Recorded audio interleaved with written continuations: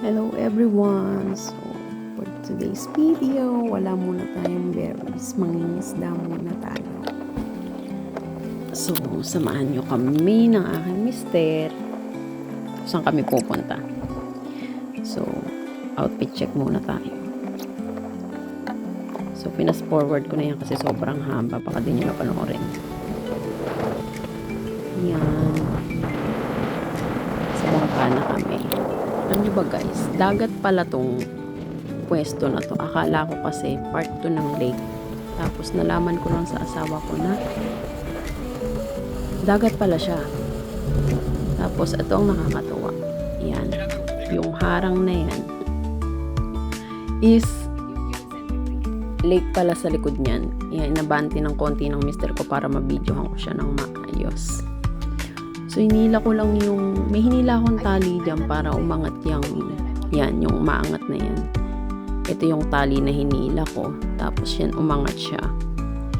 So, kailangan makalusot kami dyan sa ilalim na yan within 2 minutes kasi magsasara siya. Yan, nakita nyo yan. So, stay muna kami dyan. Kailangan may hilahin ka din dito sa loob. Yung red is for emergency. Tapos yung green is para umangat naman tong harang na to sa kabila. Nakatugon naman sa lake.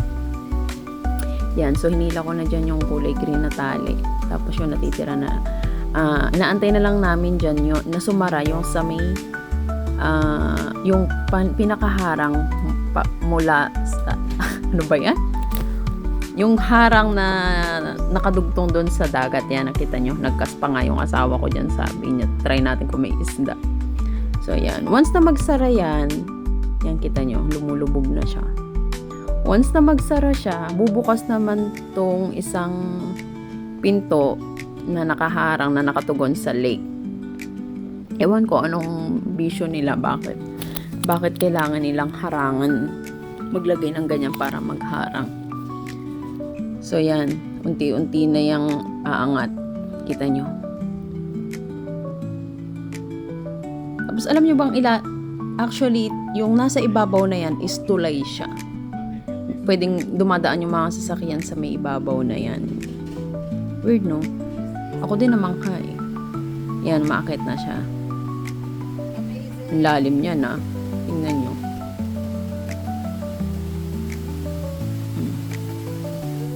Na siya. So, yung limit ng bawat pinto is 2 minutes. Kailangan makapasok at makalabas ka within 2 minutes.